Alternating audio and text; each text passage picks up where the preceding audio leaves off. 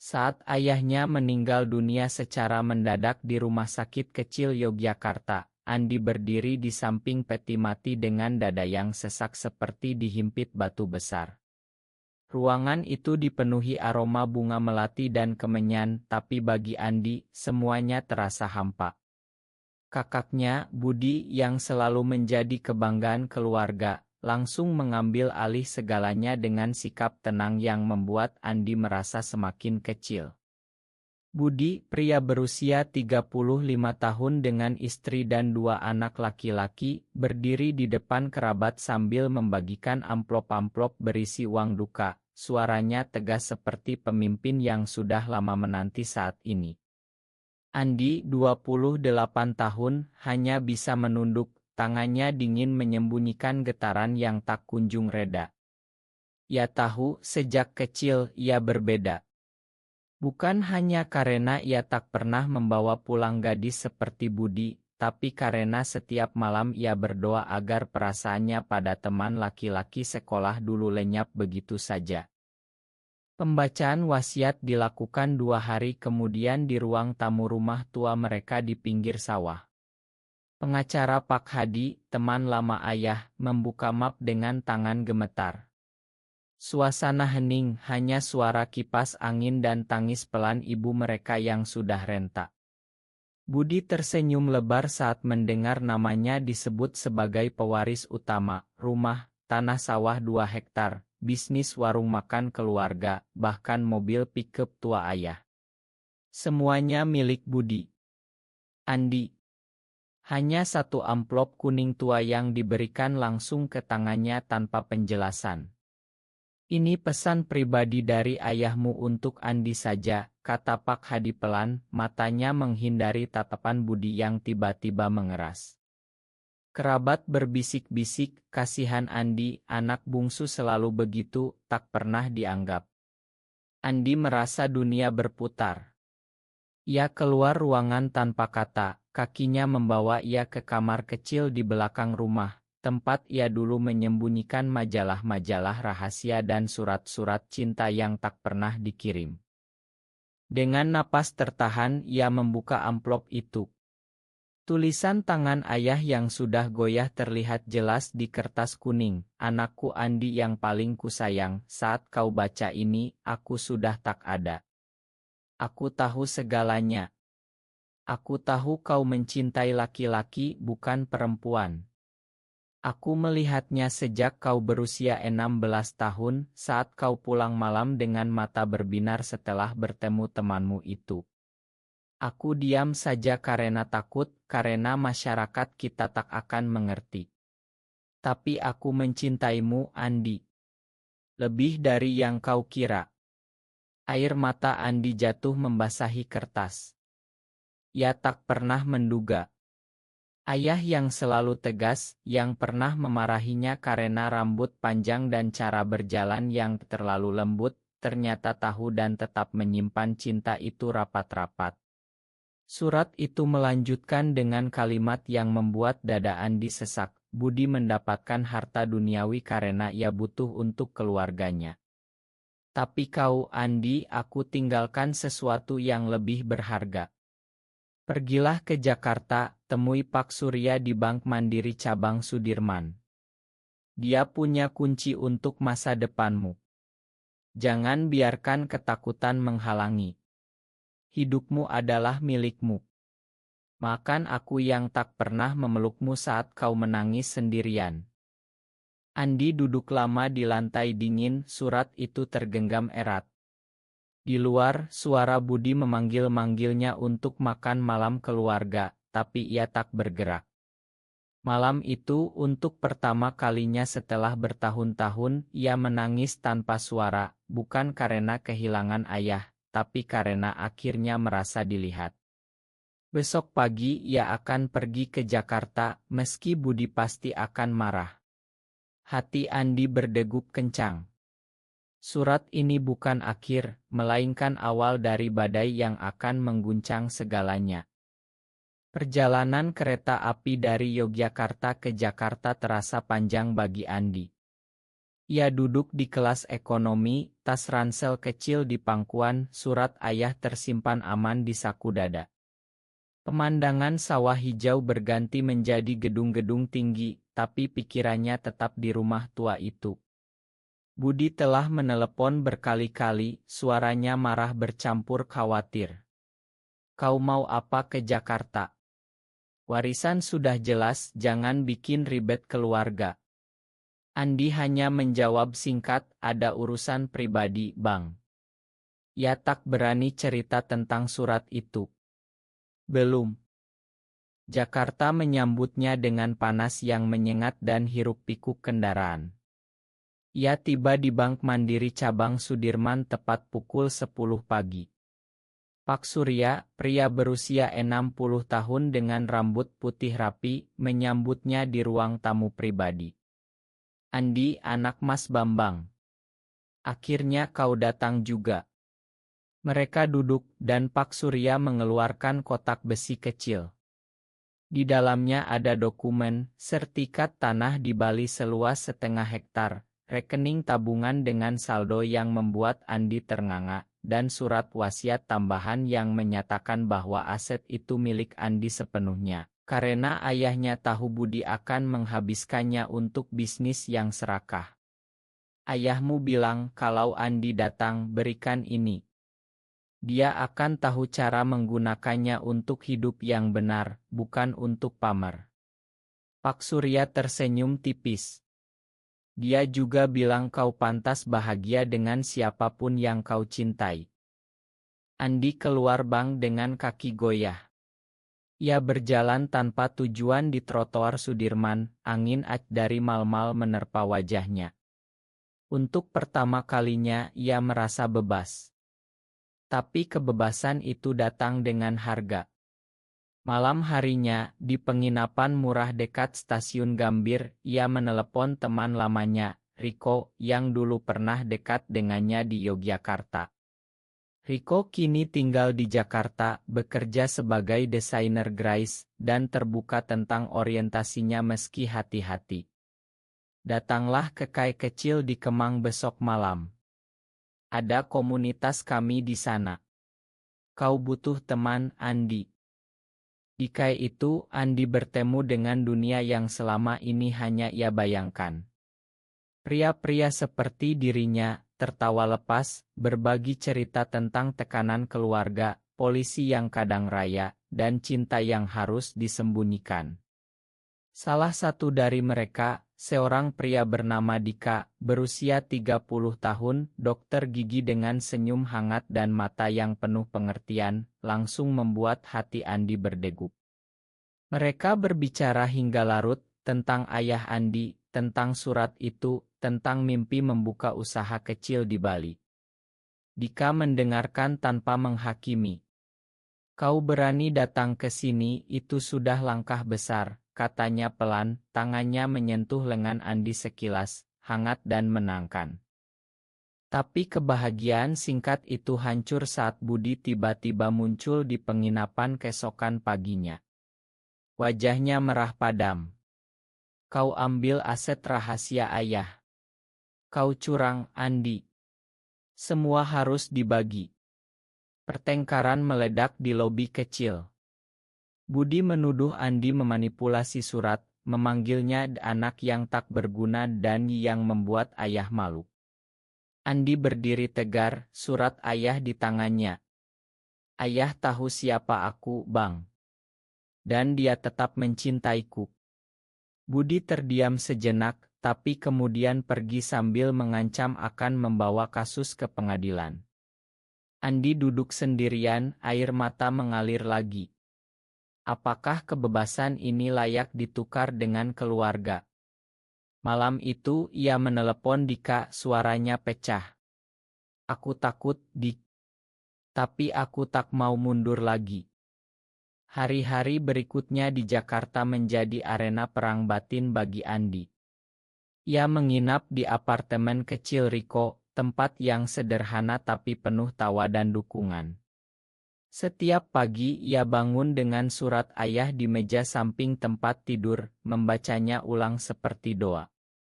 Dika sering datang, membawa kopi dan cerita tentang pasien-pasiennya, tentang bagaimana ia belajar menerima dirinya di tengah kota besar yang pura-pura buta.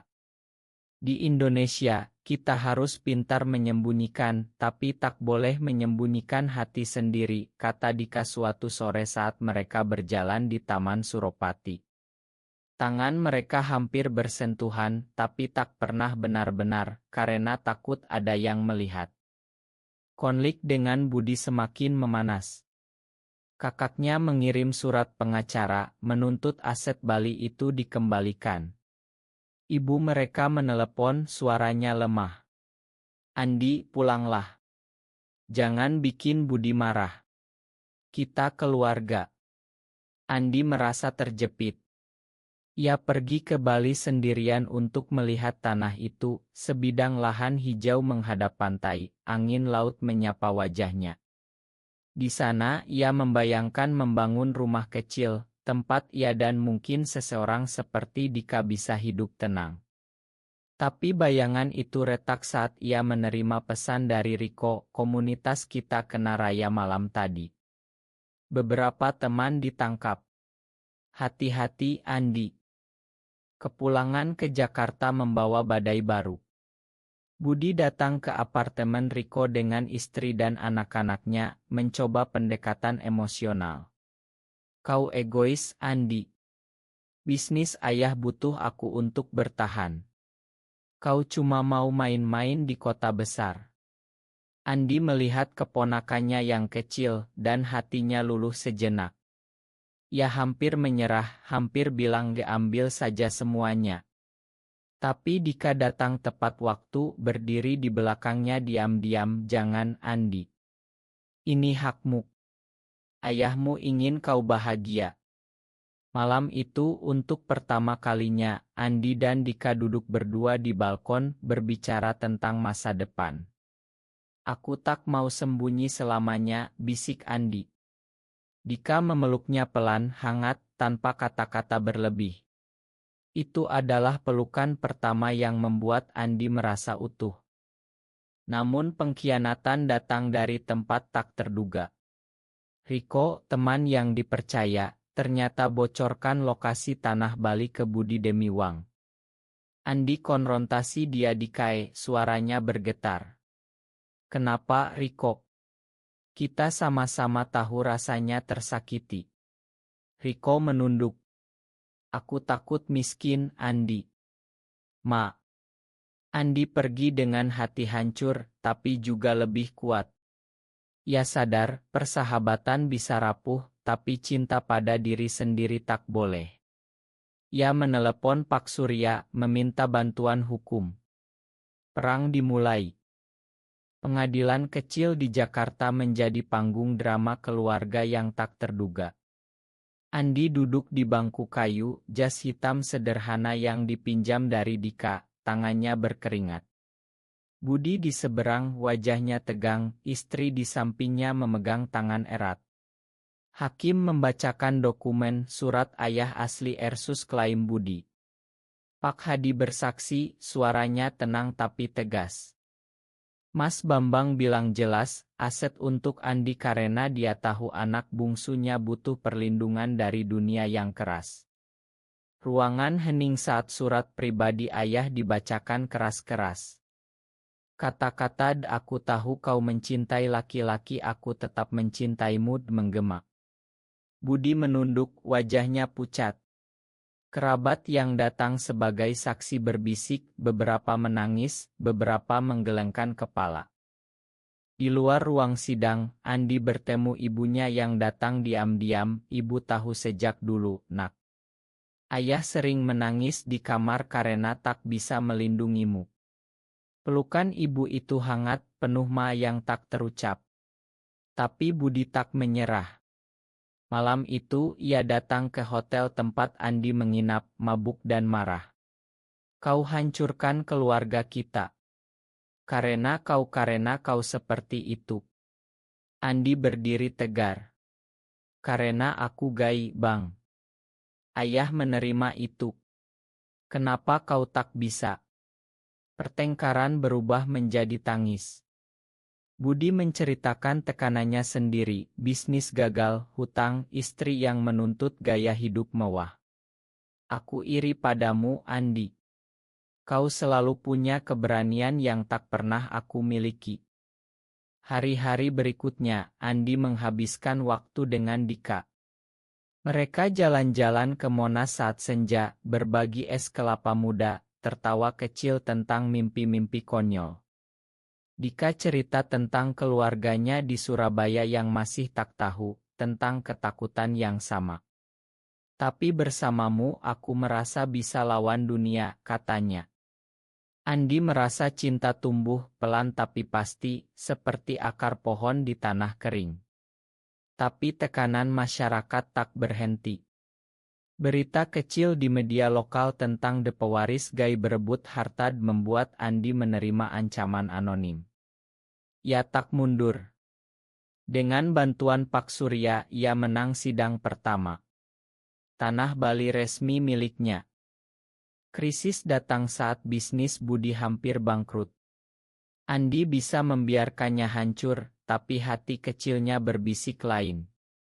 Ia datang ke Yogyakarta, berdiri di depan rumah tua.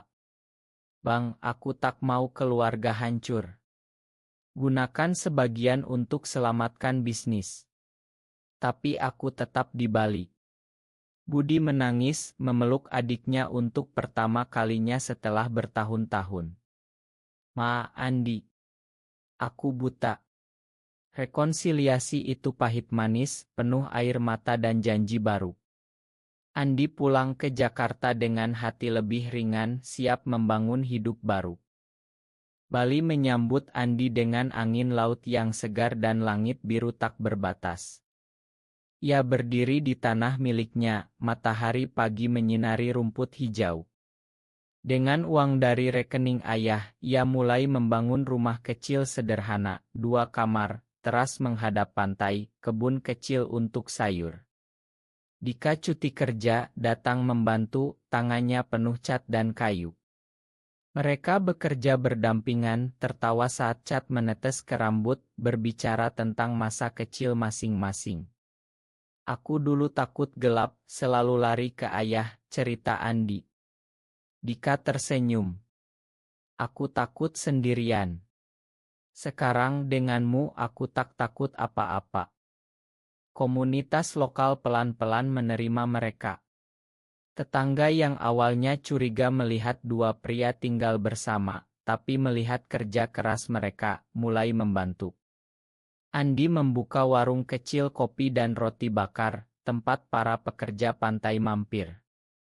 Dika tetap praktik dokter gigi paruh waktu di klinik desa. Malam-malam mereka duduk di teras, memandang bintang, tangan saling genggam erat. Ayah pasti bangga sekarang, bisik Andi. Dika mencium keningnya pelan. Kau sudah jalani apa yang dia inginkan. Tapi ujian tak berhenti. Ibu Andi sakit dan Budi menelepon panik. Andi terbang kembali ke Yogyakarta, duduk di samping ranjang ibu, memegang tangannya yang keriput. Ibu senang kau bahagia, nak. Jangan sembunyikan lagi. Di rumah itu, Budi kini lebih lembut, anak-anaknya memanggil Andi Om Andi tanpa ragu. Keluarga besar berkumpul dan untuk pertama kalinya Andi tak merasa sendirian. Ia cerita sedikit tentang Dika dan tak ada yang marah. Hanya diam, tapi diam yang penuh pengertian. Kembali ke Bali, Andi menemukan Dika menunggu di bandara dengan bunga liar. Mereka berpelukan lama di bawah matahari sore. Kita bangun rumah ini bersama, kata Dika. Andi mengangguk, air mata bahagia mengalir. Bisnis warung berkembang, teman-teman baru dari komunitas Gai yang diam-diam datang berlibur, berbagi cerita. Andi sadar, hidupnya kini penuh warna, keluarga yang mulai menerima, cinta yang tulus, dan diri yang akhirnya bebas. Tapi di dalam hati ia tahu perjalanan ini belum selesai. Masyarakat masih berubah pelan. Rumah kecil di Bali kini berdiri kokoh, cat putih bersih berkilau di bawah sinar matahari. Andi dan Dika menghabiskan pagi dengan secangkir kopi hitam, memandang ombak yang pecah di karang. Bisnis mereka maju, warung kopi jadi tempat aurit turis lokal yang mencari ketenangan. Budi datang berkunjung bersama keluarganya, membawa oleh-oleh dari Yogyakarta. Anak-anaknya bermain di pantai, tertawa riang. Kau benar, Andi. Harta bukan segalanya, kata Budi pelan saat mereka duduk berdua di teras. Aku belajar dari surat ayah juga. Ma sudah lama. Andi tersenyum memeluk kakaknya. Kita sama-sama belajar, Bang. Ibu mereka yang sudah sembuh ikut datang bulan berikutnya, duduk lama di kursi goyang mendengarkan cerita Andi tentang Dika. Dia pria baik, katanya sederhana, dan itu cukup. Malam hari, saat api unggun menyala di pantai, Andi dan Dika berdansa pelan mengikuti musik gamelan jauh, tubuh mereka dekat tanpa takut. Cinta mereka tumbuh dalam diam, dalam tindakan sehari-hari. Dika yang merawat gigi Andi saat sakit, Andi yang memasak makanan kesukaan Dika. Tapi kebahagiaan itu diuji lagi saat berita tentang Raya di tempat Gai Jakarta sampai ke Bali. Beberapa teman lama Andi terkena dampak. Ia dan Dika memutuskan membantu diam-diam, donasi tempat tinggal sementara. Kita tak bisa diam saja, kata Andi. Itu membuat mereka semakin dekat, semakin kuat. Suatu malam di bawah bintang, Dika berlutut. Andi, kita tak bisa menikah resmi di sini, tapi di hati kita, aku mau janji seumur hidup. Andi menangis, memeluknya. Ya, Dik. Selamanya. Hari ini Andi berdiri di teras rumah. Angin laut mengacak rambutnya. Ia memegang surat ayah yang sudah usang, tersenyum. Perjalanan dari surat itu membawanya ke sini, dari anak yang tersembunyi menjadi pria yang utuh. Keluarga, cinta, dan diri sendiri kini menyatu. Tapi pertanyaan besar masih menggantung, benarkah bahwa penerimaan keluarga bisa datang hanya setelah kehilangan, atau seharusnya selalu ada sejak awal?